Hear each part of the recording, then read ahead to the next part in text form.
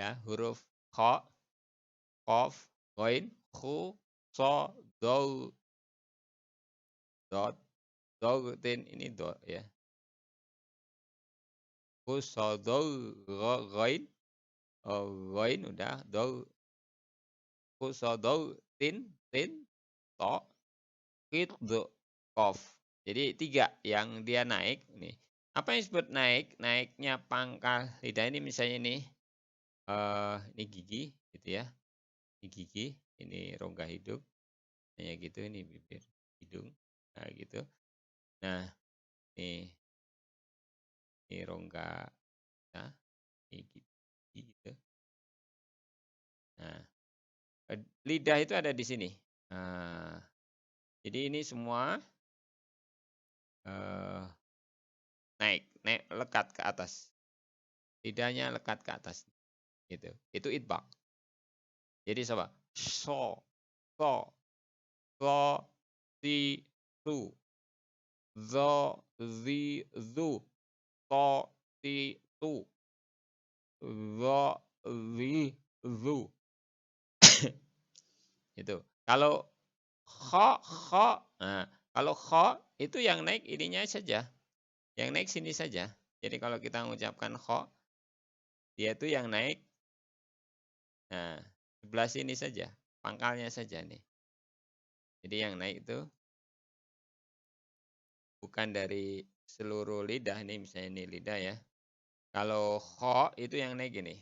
Kha itu pangkalnya naik tapi yang depannya enggak. Ini kha. Ini misalnya ini lidah. Nah, kha, gha, kha, gha. Ini langit-langitnya.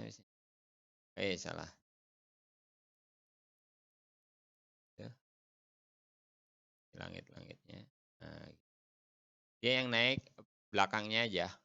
Kha, naik kan? Gha, naik ya. Pangkalnya naik. Kha, gha, gitu ya. Nah, itu sifat istilah itbaq. Yang tidak itbaq berarti infitah. Berarti ini masuk infitah. Ini infitah ya, yang ini infitah.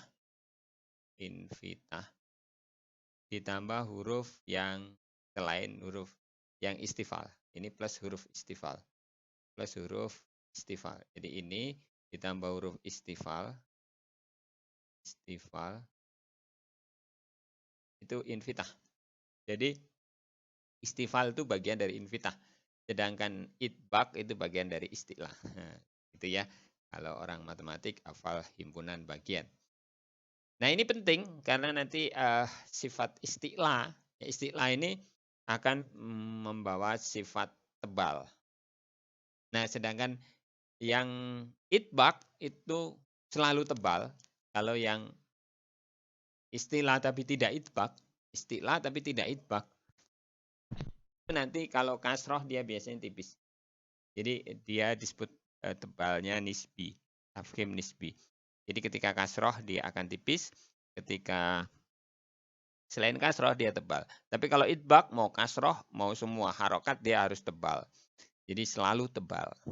Jadi kalau yang itbaq ini akan efeknya karena dia selalu naik di atas, jadi dia selalu tebal. Jadi sebenarnya tebalnya huruf itu karena naiknya pangkal lidah. Jadi ketika naiknya seluruh lidah. Jadi ada yang menyebutkan ini adalah daerah. Jadi daerah ini disebut. Jadi ini daerah ini disebut aula. Jadi kalau itbaq itu aula tertutup. Ini nanti bisa dibagi misalnya ini daerah ya. Kalau kita bagi ini A, ini B, ini C gitu ya. Kalau istiqlah itu C-nya saja yang kena C-nya. Jadi pangkal lidahnya saja yang naik, C-nya ketutup.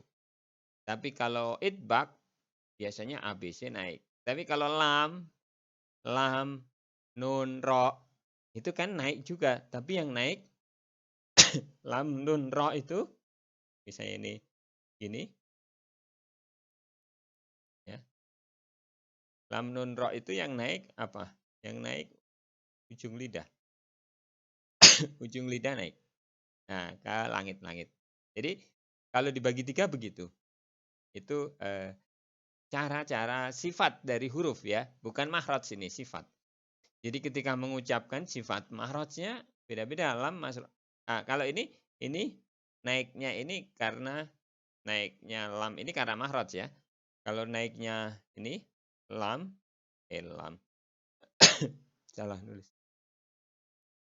Lam, ro, dan nun itu karena makhraj dia sifatnya istifal. Istifal apa?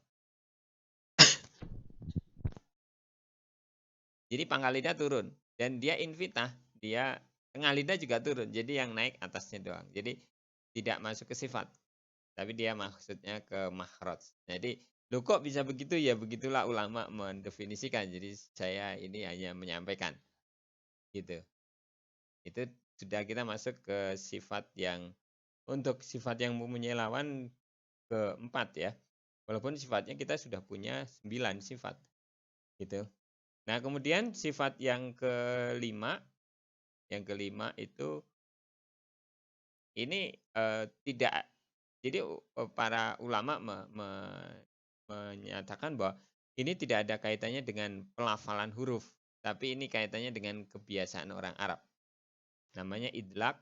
Jadi berkaitan dengan mudah atau tidaknya huruf itu diucapkan. Mudahnya, mudah atau tidak berarti apa? Kemudahan huruf itu, mudahnya huruf dilafalkan. Mudahnya menurut siapa? Huruf dilafalkan. Menurut orang Arab, karena ini huruf Arab.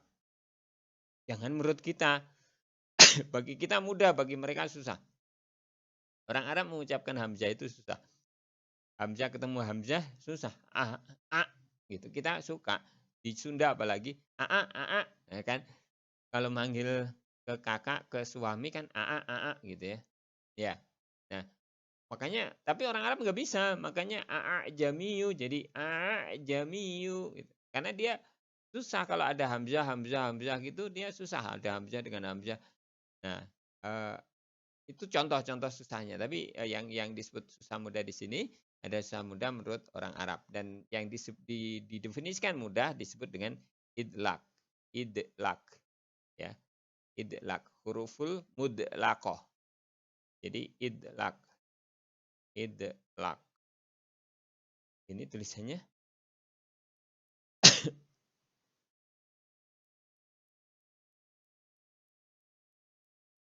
Apa huruf idlak? Huruf idlak itu farro min lubin. Jadi